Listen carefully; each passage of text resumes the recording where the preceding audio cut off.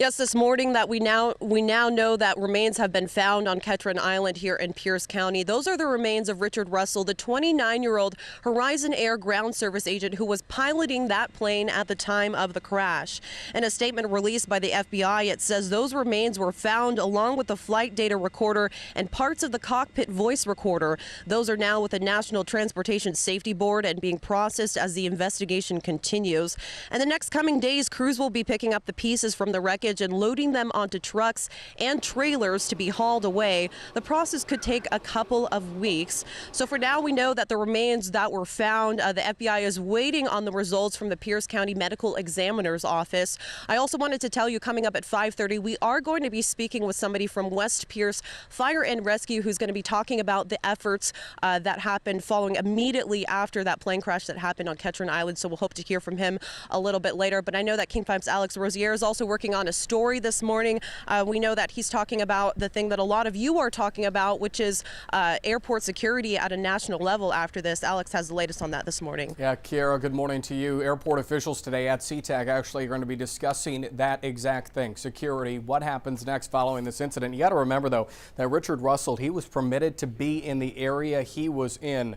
Just minutes ago, I spoke with Jeff Price. He's an aviation security expert.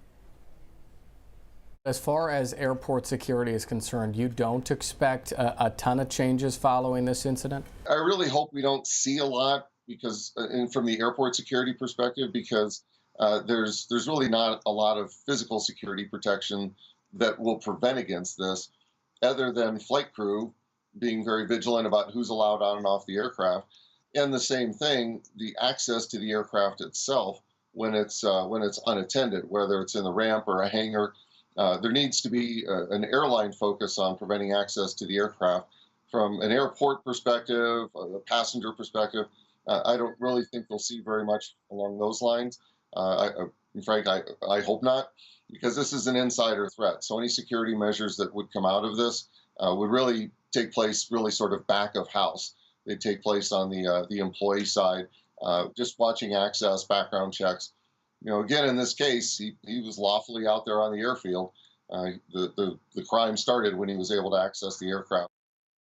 A lot of questions remain as you look at Richard Russell this morning. Again, this is the man right here who stole the plane on Friday night. This conversation just getting started, and it will happen at Sea-Tac Airport today. Coming up at 6:30, I'm going to be speaking live with Courtney Gregoire, the Port of Seattle Commissioner, one of the many people involved in the conversations about security at Sea-Tac. We'll be again speaking with her at 6:30.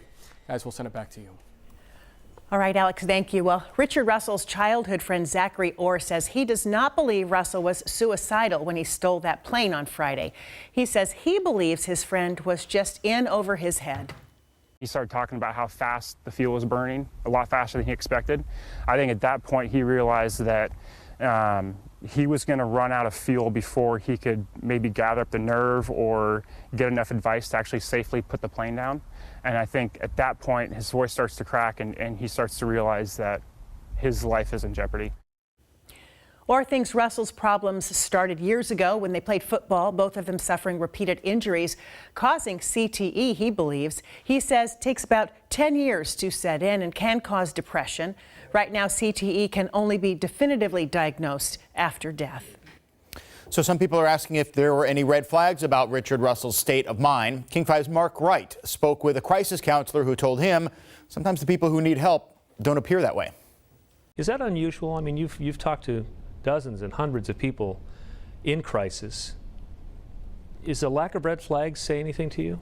I think that, again, when somebody's stressors outweigh their supports and kind of pushes them to that moment, it can be very impulsive. Sometimes they're not always red flags. Sometimes people try really hard to present themselves as if nothing else is going on. And I think the important thing here is just for the community to take a look at this and understand that we need to learn how to navigate these conversations and recognize those red flags. If you are in crisis, there are many resources available. One of them is as easy as a text. You can text the word CONNECT to 741-741 to talk to someone. There's also the National Suicide Prevention Lifeline, 1-800-273-TALK. That's 1-800-273-8255. Both the text line and that phone number available 24/7, and they are completely confidential.